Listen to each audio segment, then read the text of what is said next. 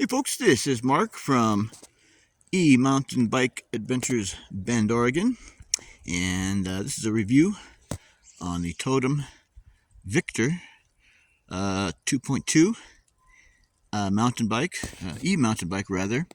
Now let me start off by saying a year ago, as recently as a year ago, I was scoffing. In my mind, I was scoffing at e-bike riders, especially e-mountain bike riders. Well, not especially, but I was scoffing in my mind at e-bike riders. You know, what's the matter with you? Too lazy to ride a real bike, and half the fun of riding is the exercise and all this kind of thing. So that's how it used to be. But I had no idea what I was talking about. So what I discovered, well, we'll get to that. So anyway, this is my first e-bike. So that I precluded everything by saying, yeah, I had a real, not a real negative opinion, but I had a slightly negative opinion of e-bikes. Okay, and now, what do I have? An e-bike, and it's an e-mountain bike. Now, I didn't really know there was full-on e-mountain bikes so much. I mostly just saw commuter bikes and stuff, and I thought, okay, fine, but I love mountain bikes, and I'm just getting back into mountain bikes now. I got a Mongoose recently that's really great and really inexpensive, and I'll do a video about that review. But getting back into, to mountain bikes. So I was looking at, I was thinking about maybe getting an e-bike for various practical reasons. I discovered this TOTEM and other bikes that are full-on mountain bikes, and yet they're e-bikes too. So that's what got me excited. Okay, these weren't commuter bikes, although you could commute with them. These were full-on mountain bikes. Some of them extremely, sophisticated mountain bikes. And this one here, affordable, very capable, fantastic for trailing or commuting or doing anything you want to do with it in any terrain and any weather, basically. So this is my first e-bike. So I apologize for being a scoffer. Because now I'm one of the people I scoffed at. I'm an e-bike rider, but I had no idea. So let's start off with the bike. When I bought this bike a month ago, it was $560. $560. 4 to 5 days later, it went from $560 to $600. And then about 4 or 5 days after that, it went from $600 to $650. So I got a good price. That's part of my point. Part of my point also is that this bike is doing well. It's popular. It's got fantastic reviews, which is one reason I got it.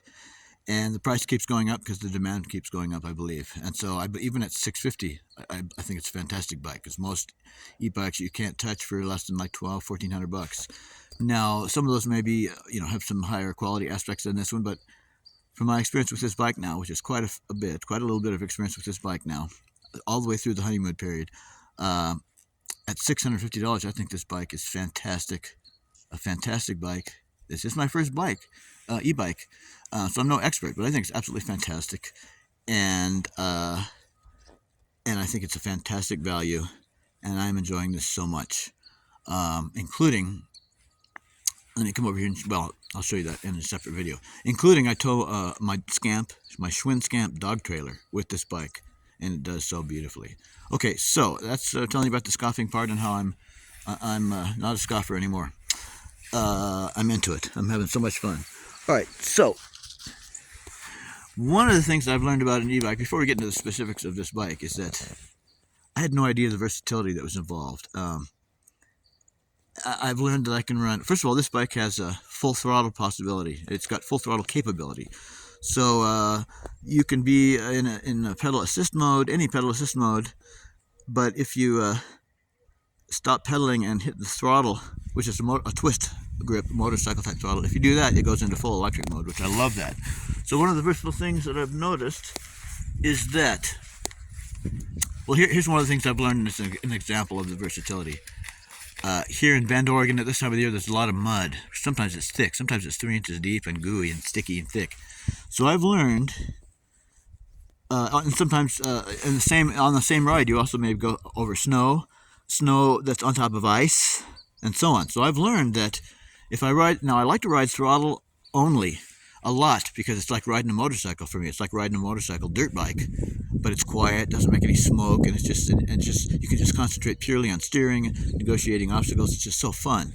But if I come to a slippery surface like snow, really, really thick mud, which is not only slippery, but it wants to grab the bike, when I come to those, I find that using the motor alone is too torquey.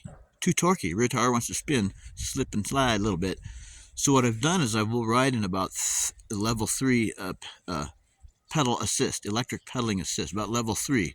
Because if I pedal through those challenging spots, pedaling the whole time in level 3 assist, that lets me get through those spots real well, and with less torque than full-on electric. That's my opinion, and that's from my experience so far. So if I come to a place like that, and let's say I'm riding full electric, zooming along, I go, okay, here comes some slippery stuff. I'll get off the throttle, let go of the throttle, and pedal with a level 3 assist. And there's 4 levels, so level 3 is the 2 or 3. If it's really slippery, I'll go to level 2 assist. So I can, so when I come to the slippery place, I'll release the electric throttle, and I'll go ahead and pedal, and I'm getting just the right amount of assist to get me through the slippery spots, but not too much, but with less torque than with the motor alone. So that's one of the really versatile things. Whipping along, throttle only like a motorcycle, whipping along, fantastic. Oh, here comes the slippery spot. Okay, let off the throttle, start pedaling. That pedaling is already preset by me to the right level to get through those slippery spots, right? And as soon as I'm through it, I just stop pedaling and hit the throttle again, and I can go. And there's just so many combinations of pedaling to assist. Lots of pedaling, not much assist. Lots of assist, not much pedaling. It's so versatile for anything and everything you want to do. All right, okay, let's look at the bike. I think it's pretty dang good looking, number one. Okay, we'll start from the ground up. Tires. Now these tires, as you can see, it says upside down CST all-terrains, and I think that's really what these are. I've been doing a whole bunch of trailing with this bike now, a month worth, okay? A whole bunch of trailing with this bike, so I'm getting to know it pretty good, and especially in challenging conditions. So it says all-terrains, and I think it really is. If you look at the tread here, it's not a very aggressive tread pattern at all. See, I mean, my Mongoose mountain bike, I mean, it's not an aggressive tread pattern at all. Are we focusing on it? We sort of are. There we go. It's not a terribly aggressive tread pattern, as you can see. Okay. So before I did my first trail riding, there we go. Before I did my first trail riding, I thought, wonder how those are going to do. And I'll tell you what, folks. By the name, the all-terrains, I believe they intended these to be... Oh, here's the other thing. This is in the TOTEM line, this is an XC series, one of their XC series, and I recently learned by watching some killer videos about e-mountain biking from people that are not new, as I am, from some veterans at it on YouTube. I learned that there's different types of e-bikes, different types of e-mountain bikes. There's like the enduro e-mountain bikes, and there's the XC or cross-country type of mountain bike and type of riding, and that's what I've got here apparently. So that's great. So anyway, by the name, all-terrains, obviously, in my opinion, they've got this designed to do anything and everything. I live in a small town in Bend, Oregon, so this is fantastic for everything from going to the grocery store to riding trails, riding in snow, mud, over ice. Fantastic. And these tires, which is my point, have proven to be really, though they don't have a very aggressive tread, that may be a benefit because the bike corners really well on pavement. It does really well in thick mud, on snow or ice or snow-covered ice, on grass, on dirt. It really does, it handles everything right now so far beautifully, these tires. I love these tires, okay? Next thing is the rims. I'm 67, and I'm used to riding bikes from the 60s and 70s and 80s, and the rim was a lot bigger and heavier than this, folks. Holy cow. These rims are very minute, if you will, compared to the size of the tire, and they're very lightweight. I'm not sure what they're made of. It could be aluminum, it could be some kind of plastic. At the price point, I don't think it's carbon fiber, but they're very minimal rims, and they work, they're strong.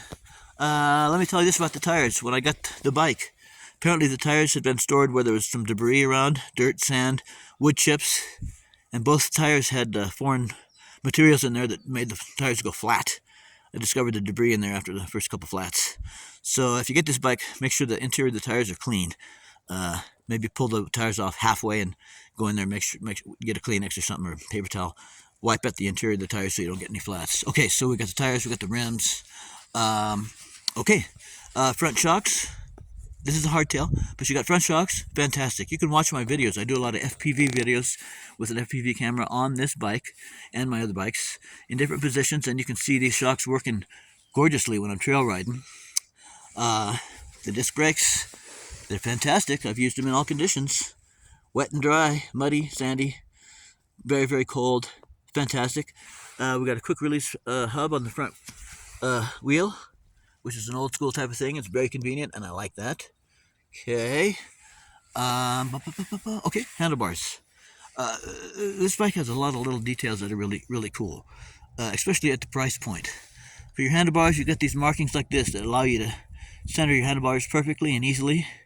Here, this allows you to set your handlebar angle forward to aft, and you have markers to be able to make that setting just exactly how you want, precise.